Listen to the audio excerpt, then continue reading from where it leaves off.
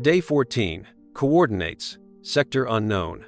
I woke up from the cold. Not ordinary cold, but the kind that penetrates through metal, through threads, through reality itself. Temperature outside. -800 degrees Celsius. The threads in the ship pulsed with blue light, trying to heat the hull. The reactor was working at 80% capacity, but it was barely enough. I could feel the cold like a living creature trying to break inside, squeeze me, freeze me. I looked through the porthole and froze. There, in the absolute darkness of space, hung a ship, enormous, 10 times larger than mine, silvery, with sharp edges like a crystal. It just hung there. No movement, no light, no signs of life. Dead. My heart beat faster. Aliens. That was the first thought that pierced my consciousness. They found me. They're waiting. I watched the ship for minutes that felt like hours. It didn't move. No sound, no signal, no beam of light. Like a ghost, frozen in time. Inside me, two feelings battled: fear and curiosity. I'm a scientist.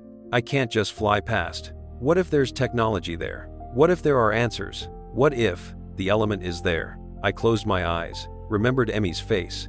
Dad, will you really fly to the stars? Yes, sweetheart. For you. I opened my eyes.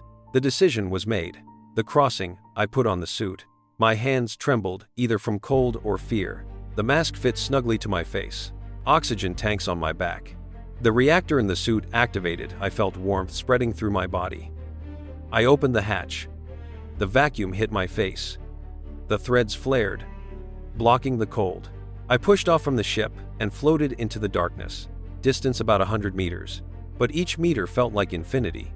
The closer I flew, the hotter the threads became. They burned like liquid fire distributed throughout my body. The temperature outside dropped.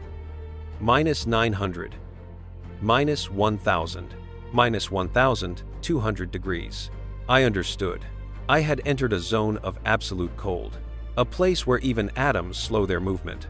The threads were working at their limit. If they fail, I'll freeze in a second. My body will turn into an ice statue. But I kept flying. Inside the tomb, I found a hole in the hull, as if something exploded from inside. The edges melted, frozen. I squeezed through. Darkness. Absolute, thick as tar. I turned on the flashlight on my suit. A beam of light cut through the gloom, and I saw them. Robots. Dozens. Hundreds. Frozen. Fixed. In various poses. One stood at the control panel, hand reaching for a button. Another lay on the floor, as if fallen. A third leaned against the wall. All dead, covered with a layer of frost like snow. I came closer. The robots were strange. Not humanoid, but like insects. Long, thin limbs, triangular heads, dark blue metal. I tried to touch one, the arm fell off. Frozen metal had become fragile as glass. What happened here? Why did the ship freeze? Who created it? Questions swarmed in my head, but there were no answers. I made a decision. Took one robot, the smallest one, the size of a dog. It was light, almost weightless. I tied it to myself with a cable and began to get out. Return the way back was even more terrifying. I felt the threads barely holding. The suit creaked from overload. The cold gnawed like a living beast. When I reached my ship and closed the hatch, I fell to the floor and lay for 10 minutes, breathing heavily. The threads slowly cooled down, ceasing to glow.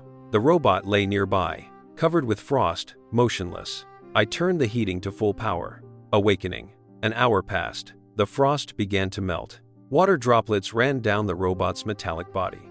I watched him, sitting in the corner, my knees pulled to my chest, and suddenly, the robot twitched. My heart stopped. His head turned, slowly, with a creak.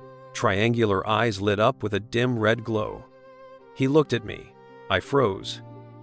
Didn't breathe. Didn't move. The robot rose. Stood on 4 limbs. Like a spider. Made a sound. Low. Vibrating. Like a hum. And then, he spoke. Not with words, not with sounds, but directly in my head, through the threads, through my artificial intelligence that was built into my brain. Where am I? The voice was mechanical, but there was confusion in it. I swallowed. My voice trembled. You're on my ship. I took you from the dead vessel. Pause. The robot stared at me. His eyes blinked. Dead. Yes. We are all dead. The crew perished. The ship froze. The reactor failed. Who are you? I asked. I am Module 47, Service Robot. We were flying. To Earth. A chill ran through me. To Earth? Why?